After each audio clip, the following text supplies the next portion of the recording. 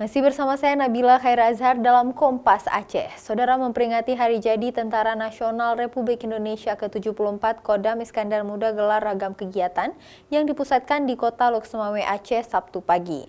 Dalam kegiatan tersebut, selain upacara, TNI juga membawa anak-anak menggunakan kendaraan tempur untuk berkeliling Kota Lok Sumawe. Tentara Nasional Republik Indonesia Sabtu lalu memperingati hari ulang tahunnya ke-74 tahun. Di Aceh, jajaran TNI Kodam Iskandar Muda menggelar upacara di lapangan Hira, Kota Lok Sumawe, Aceh. Dalam upacara itu, Kodam Iskandar Muda juga memberikan tanda kehormatan kepada prajurit TNI yang telah berbakti kepada bangsa dan negara selama puluhan tahun.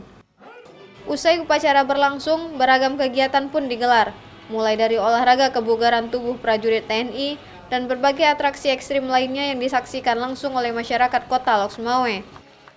Yang tidak kalah menarik, anak-anak dan pelajar serta masyarakat juga berkesempatan menaiki sejumlah kendaraan tempur seperti Anoa dan tank untuk berkeliling Kota Lok Sumawe. Dalam kesempatan itu, Pangdam Iskandar Muda juga menyampaikan apresiasinya kepada masyarakat Aceh yang terus berkembang serta tidak terpengaruh terhadap berita-berita hoaks yang berkembang. Mengambil tema adalah seperti itu karena militansi TNI, profesional TNI itu yang diharapkan oleh rakyat dengan harapan bahwa kita akan menjaga kedaulatan negara kesatuan Republik Indonesia sehingga masyarakat sendiri di Aceh tidak terpengaruh dengan hoax-hoax yang ada yang dilemparkan oleh kelompok oknum-oknum tertentu. TNI juga terus memberikan penghargaan dan apresiasi bagi prajurit-prajurit TNI yang berprestasi dalam berbagai bidang, sehingga prajurit tersebut akan diprioritaskan untuk melanjutkan pendidikan guna mempercepat kenaikan pangkat.